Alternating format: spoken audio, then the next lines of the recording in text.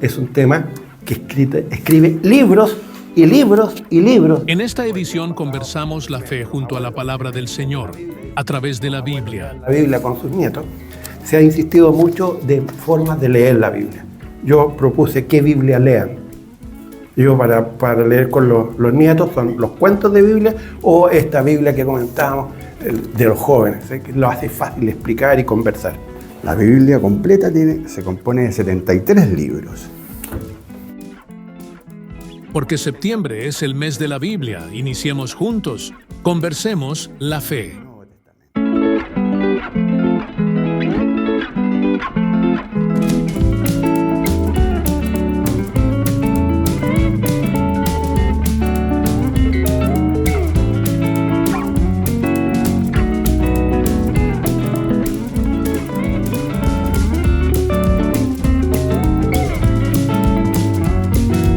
Conversemos la fe con Patricio y Germán.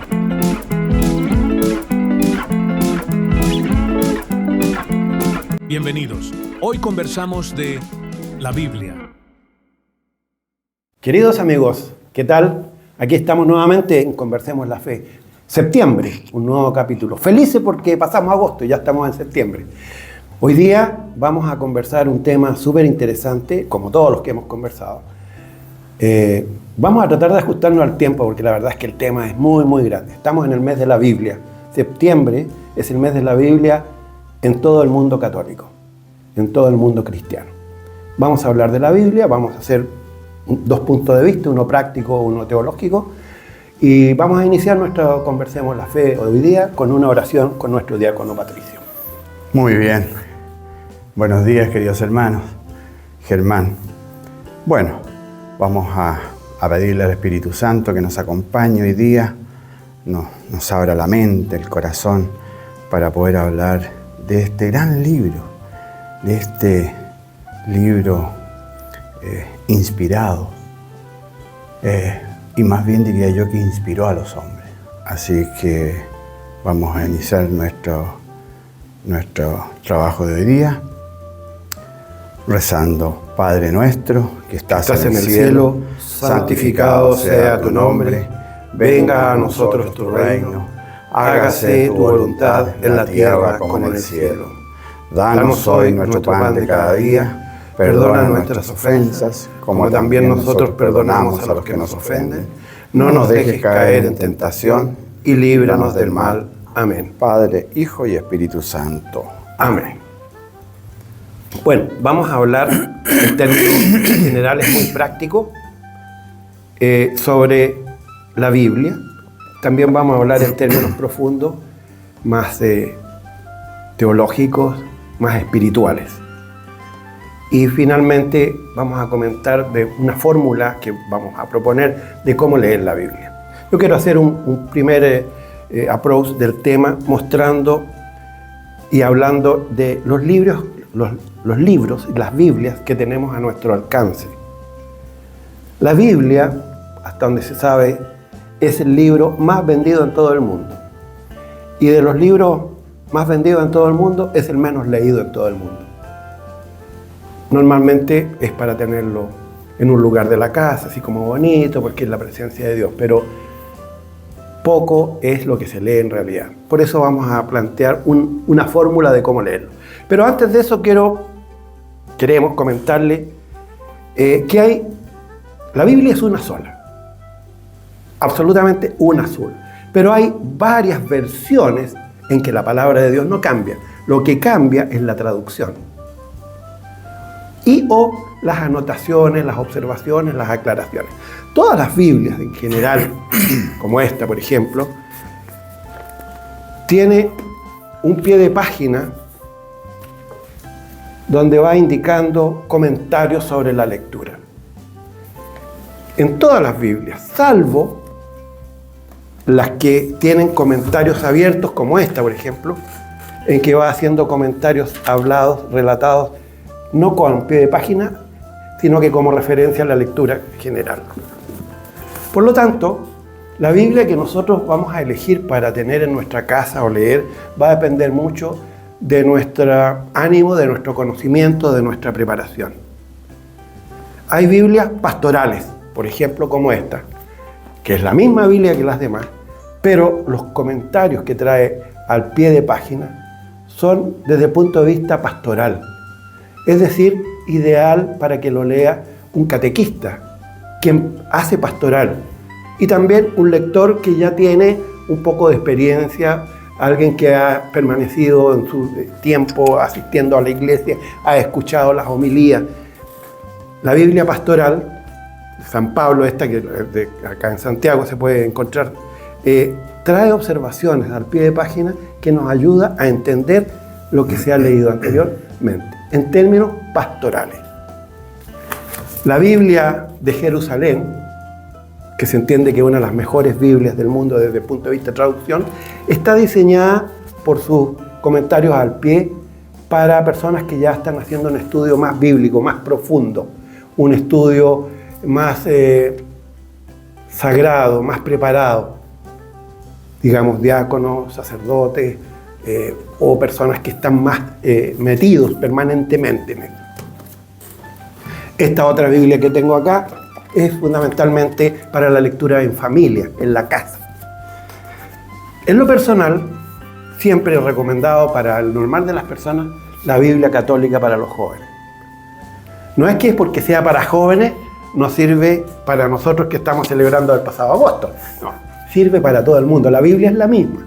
Lo que pasa es que los comentarios y las aclaraciones que trae son más aterrizadas, más sencillas, más fáciles y son muy ricas y te va guiando y te va invitando. Y esta desde el principio trae comentarios de qué es, en forma muy sencilla, desde el principio, con cómo ir a clase. Es como, esta es la Biblia que se usa en el colegio para los alumnos que van a hacer la confirmación. No es que por eso sea para niños, sino que tiene un lenguaje muy fácil. En lo personal yo siempre recomiendo esta para leer en la casa, para aquellos que están empezando a leer. Bueno, para no alargarme más, porque como les decía, podemos estar hablando mucho más, quiero recomendarles este libro. Este libro está escrito por el profesor, se llama Miguel Ángel Ferrando, que es español, pero hace clases en la Universidad Católica en la PUC, y que fue durante un tiempo el decano de la Facultad de Teología. Este libro está hecho en un lenguaje, está escrito en un lenguaje a nivel de estudiante.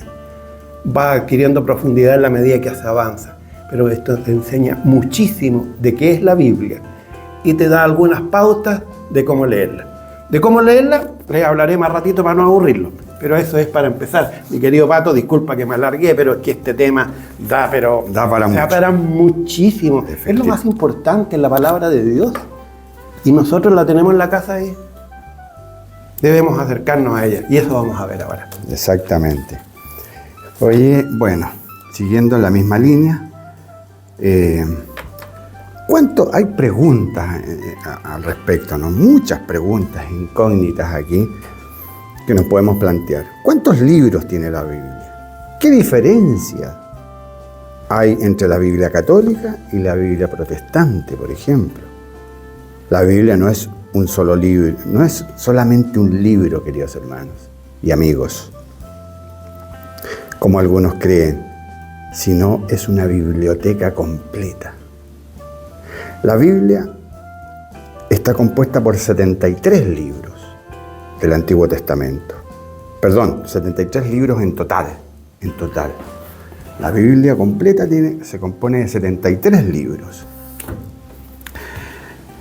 46 que son del Antiguo Testamento y 27 que son del Nuevo Testamento.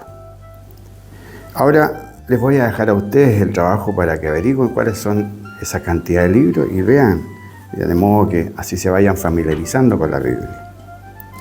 De vez en cuando suelen caer en nuestras manos algunas Biblias protestantes y nos llevamos la sorpresa de que le faltan 7 libros al Antiguo Testamento, por lo cual tan solo tiene 66 y no 73. Ahora, Este vacío se encuentra en el Antiguo Testamento, como decía, y se debe a la ausencia de los libros de Tobías, Judith, Primera de Macabeos, Segunda de Macabeos, Sabiduría, Eclesiástico y la de Baruch. Esos 7 libros quedaron fuera del canon. Para los judíos. Ahora, ¿por qué quedaron fuera? Porque fueron escritos en griego. Y los judíos solamente querían los libros que fueran escritos en hebreo y en arameo. Los libros escritos en griego quedaran fuera.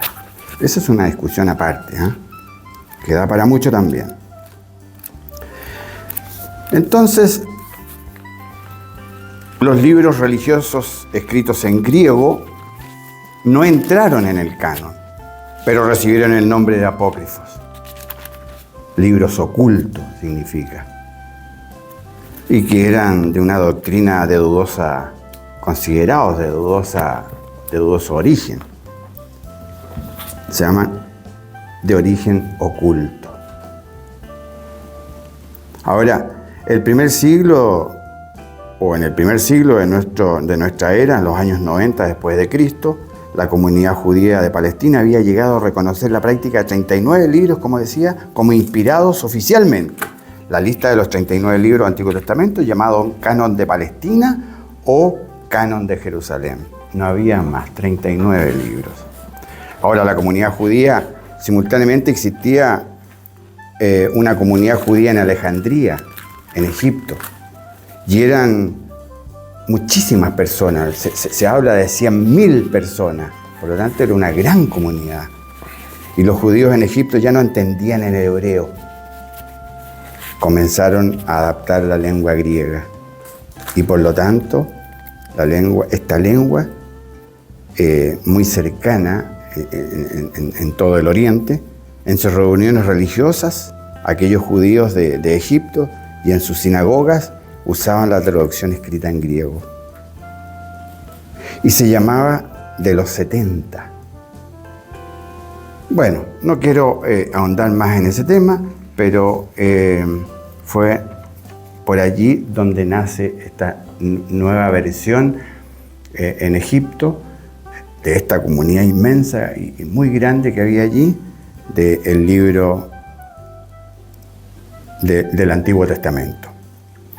Era una realidad en que en el tiempo del nacimiento de los cristianos habían 2 grandes centros religiosos, el de Jerusalén en Palestina y el de Alejandría en Egipto.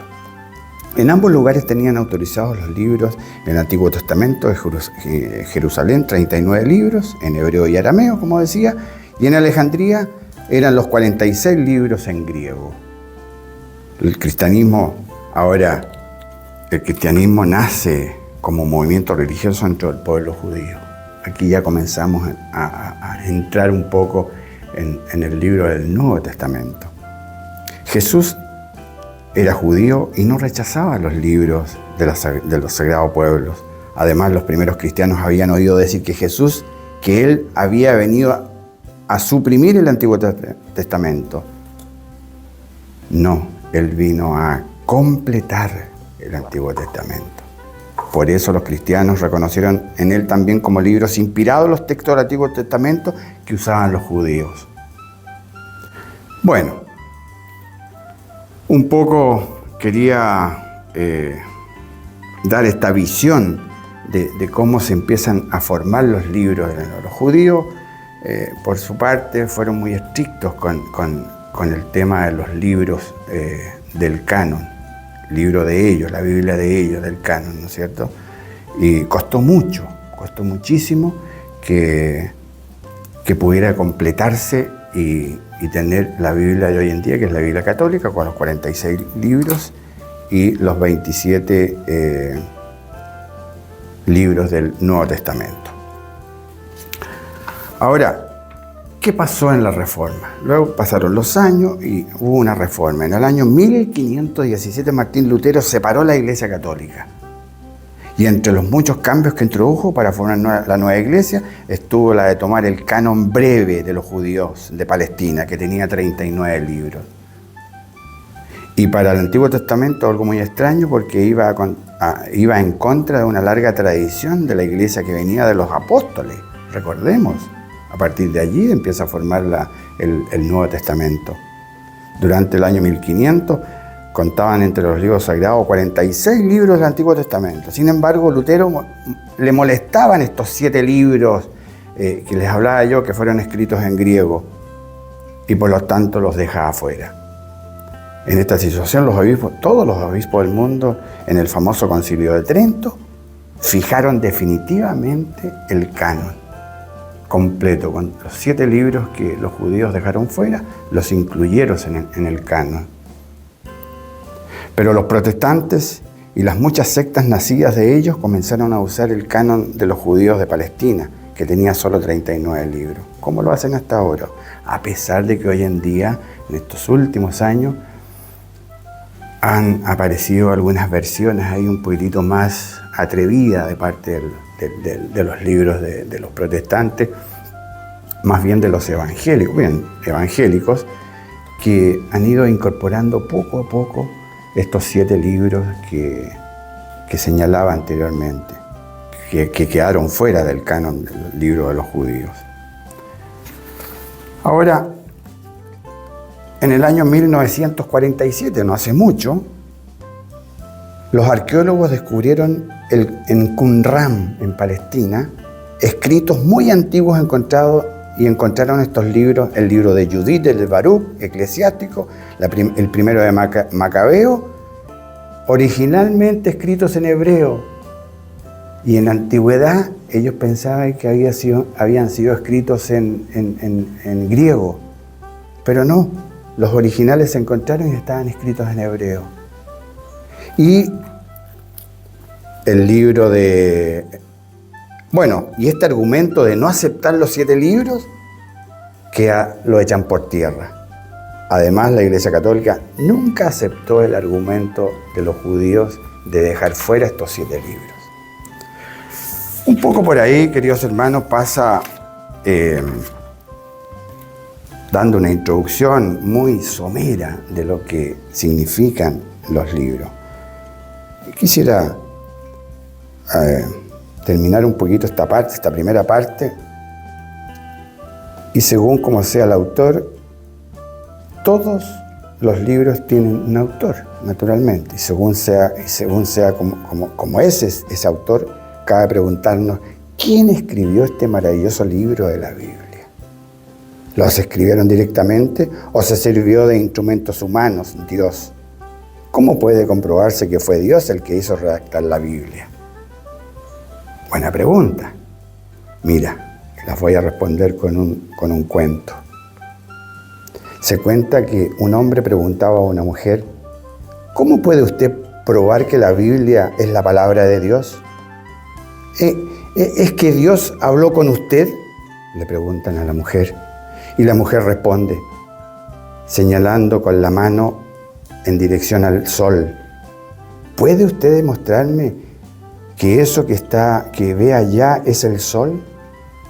Sí, señora, le dice el hombre. La mayoría prueba que el sol el sol me da luz y me da calor. Con eso le pruebo que eso es el sol. Muy bien, dijo la mujer. Así pasó con la Biblia, mi querido hermano. Dice la mujer, la mejor prueba de que la palabra de Dios es que ese libro me da luz, me ilumina, me hace crecer y me dice lo que debo hacer. Y me da calor, pues me anima a amar a Dios y al prójimo. Esa es la prueba de que la Biblia sí viene de Dios. Ese libro hace milagros de iluminación y cambia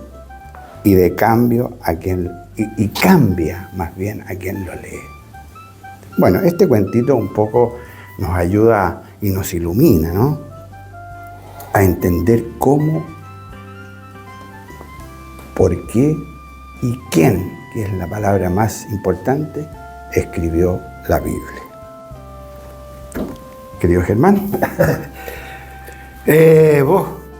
Yo quisiera hacer unos pequeños, breves alcances a lo comentado por Pato, porque, claro, son tantas las cosas que de repente hay términos o palabras que hemos escuchado muchas veces, pero no siempre se nos ha aclarado qué es lo que es. Porque varias cositas de las que dijo Pato, solamente con el ánimo de aclarar si es que no quedó claro o si es que se ha tenido la duda. La Biblia originalmente está escrita en hebreo y griego. Todas las traducciones posteriores son eso, traducciones, y que se adaptan de la mejor forma de acuerdo a las normas del respectivo lenguaje. Por ejemplo, una Biblia rusa o una Biblia china deben decir lo mismo que está escrito en los originales en griego o en hebreo. Ahora, cada uno tiene diferentes reglas ortográficas o como se llame eso, que una palabra puede tener un sentido u otra, pero la Biblia es exactamente lo mismo. Lo otro que comenta Pato es que está estos 7 libros, que la Biblia se separa y que ya estábamos hablando del año 1500, o sea, nos pasamos rápidamente, así 15 siglos, pero hay Biblias como que dicen con deuterocanónicos. Los deuterocanónicos son justamente los libros que no están incluidos. Y por lo tanto, esos son de la Biblia de los protestantes, no la que leemos nosotros, los católicos cristianos, para hacer esa diferencia. Otra palabra que se dijo, que la Biblia está con 2 partes. Antiguo Testamento, Nuevo Testamento. Solo entender qué significa testamento. Porque claro, nosotros hablamos, mi abuelita me dejó un testamento. En este griego, en hebreo, testamento significa alianza, pacto. Y por eso en la Eucaristía se habla de la alianza, también se habla del pacto. El Antiguo Testamento es la alianza original antes de que llegara Cristo. Segundo, Nuevo Testamento es la nueva alianza y que trata desde el momento que Cristo aparece en la historia. De hecho, el primer evangelio de Mateo parte justamente haciendo un reconocimiento de familia, digamos, para partir de dónde viene Cristo. Por lo tanto, hay que tener en claro que el Nuevo Testamento y el Antiguo Testamento no son cosas separadas, son muy dependientes una de otra. Lo que sí, que Cristo no hablaba del Antiguo Testamento, porque era el que había. Cristo se refería, y lo dice en muchas partes, como escritura. Por lo tanto, si nosotros hablamos, podríamos decir perfectamente la escritura, si nos referimos al Antiguo Testamento. Esas algunas observaciones de lo que dijo Pato, porque, como insistimos, es un tema que escribe libros y libros y libros después de 2000 años, bueno, un poquito menos, porque la Biblia no se escribió en el siglo I. Hay una parte que se hablaba del Antiguo Testamento, pero después de los evangelios empiezan a escribirse después de que Jesús parte, cuando quedan los apóstoles, y los hechos son posteriores. Y de ahí entonces ya pasó 1 siglo y medio, 2 siglos, ahí empieza la segunda parte de la Biblia. Se me fue la idea que le iba a decir por qué hice esa aclaración. Así que, bueno, para no aburrirlos más, y que cierre Pato el tema, yo quería comentarles lo que leí hace algún tiempo atrás en una página que hay en la web, que se llama CatholicNet, donde incentiva como método de lectura, que es lo que el Papa ha estado insistiendo en este último tiempo, el mes pasado, el mes de los abuelos, este mes, el mes de la Biblia, dice que los abuelos lean la Biblia con sus nietos. Se ha insistido mucho de formas de leer la Biblia. Yo propuse qué Biblia lean. Yo para leer con los nietos son los cuentos de Biblia o esta Biblia que comentábamos de los jóvenes, que lo hace fácil explicar y conversar.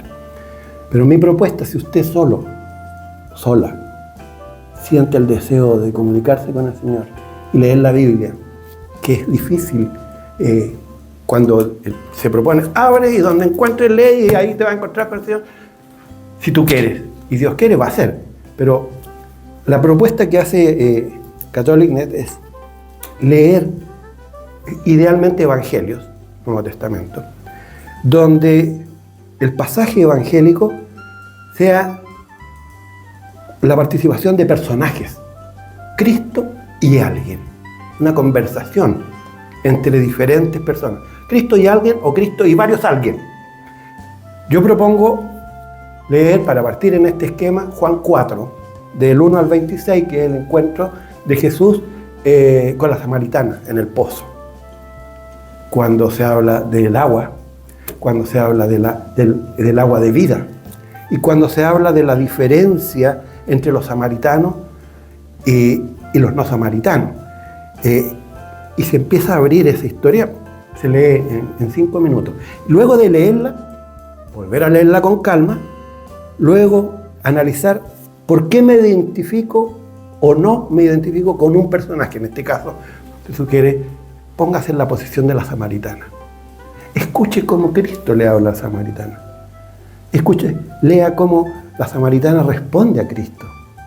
Métase en ese diálogo. Piense que está al otro lado del pozo, escuchando, mirando, y empiece a sumergirse en esta conversación. Sienta cómo siente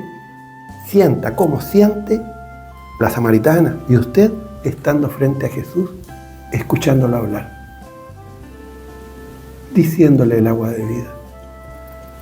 Cuando le da su mensaje, cuando le habla de sus maridos, etc. Y finalmente, concluir en un diálogo interior con Jesús. Terminada esta lectura, concentrarse y conversar con el Señor Jesús. Esa es nuestra propuesta aquí en Conversemos la Fe de cómo leer la Biblia. Hermoso, hermoso. Un pasaje hermosísimo, el que acabas de recomendar. Oye, hay una tesis, la Sagrada Biblia, de quién escribió la Biblia.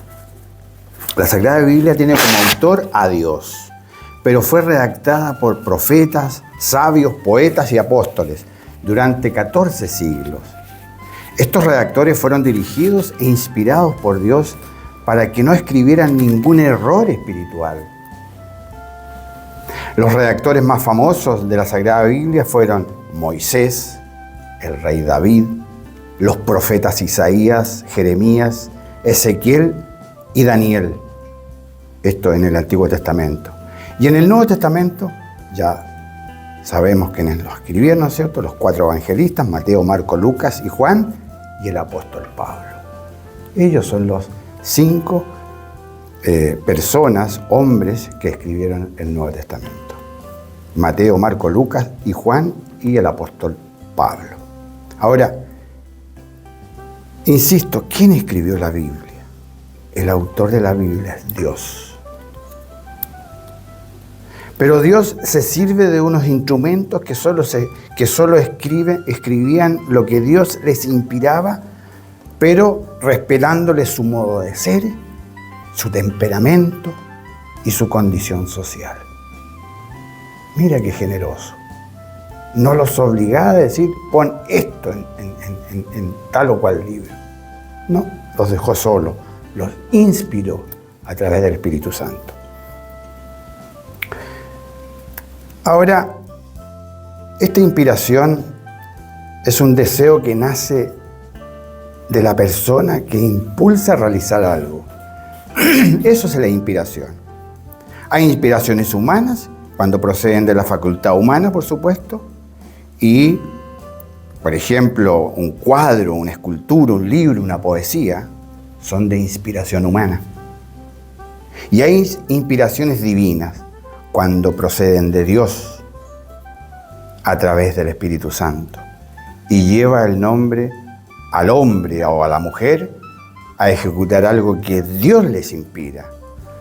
Así, por ejemplo, San Pablo muestra su temperamento impetuoso, San Juan místico y sereno, Marcos detallista. Lucas, como un buen médico, nos revela un Jesús lleno de misericordia, etcétera, etcétera. La mayor parte de los autores del Antiguo Testamento son desconocidos para nosotros, cosa comprensible ya que la literatura antigua era anónima, pues las composiciones tanto orales como escritas pertenecían a la comunidad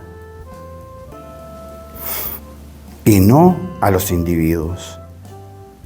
Muchos escritores además se basaron en la tradición oral, que ampliaban por qué algunas obras se atribuyen a que el autor que más haya influido en ella. Así ocurre, por ejemplo, con el Pentateuco, que son los primeros 5 libros del Antiguo Testamento, que se le atribuyen a Moisés, siendo que él es solo autor de su núcleo fundamental.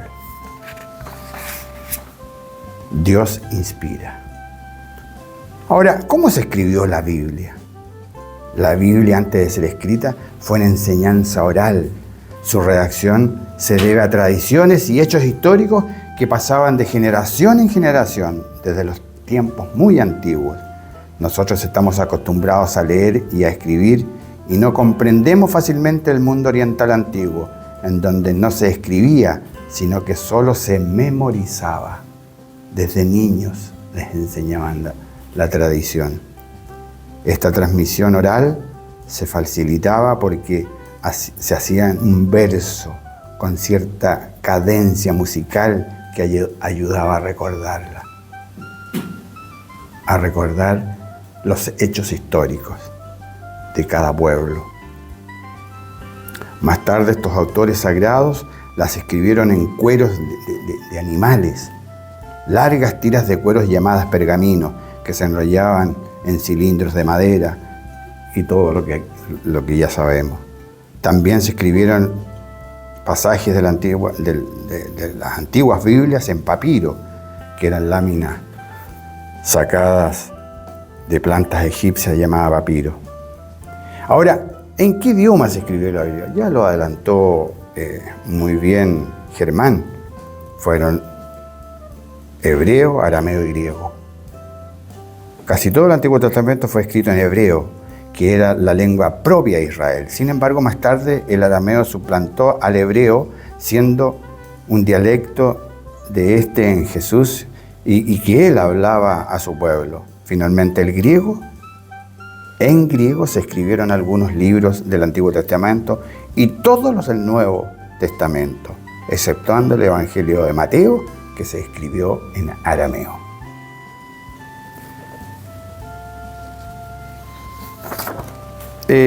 Ahora, ¿en qué género? Podríamos hablar también del género, pero no sé si viene al caso.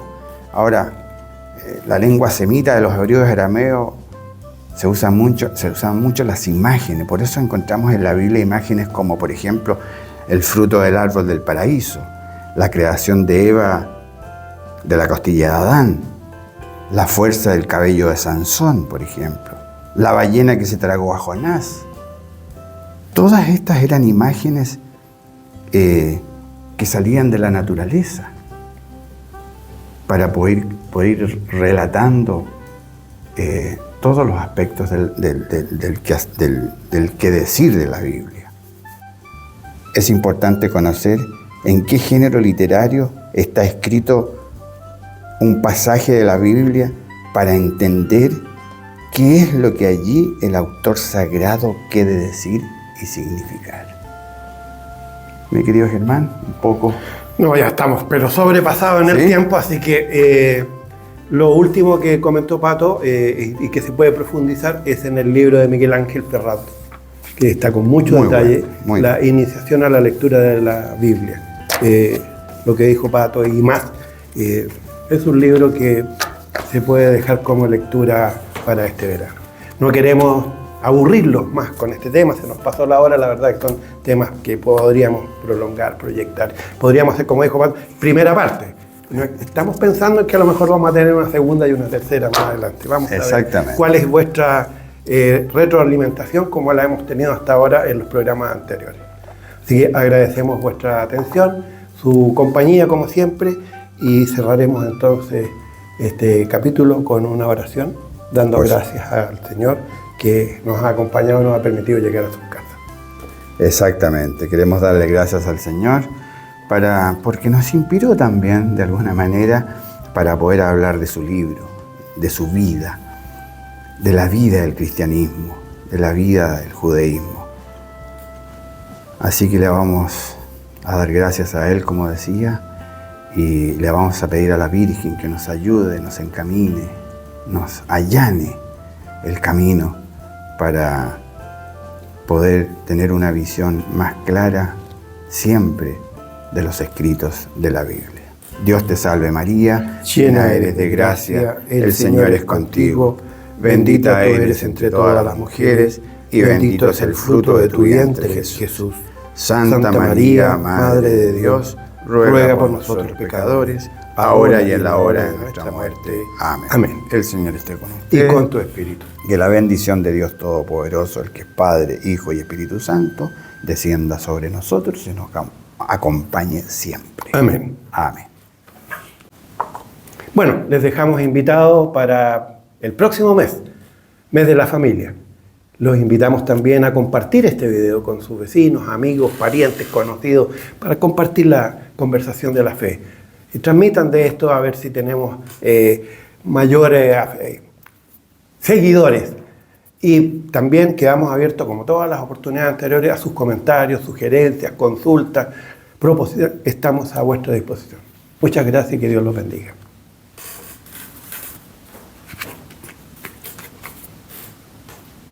Gracias por vernos y no olvides dejarnos tus comentarios.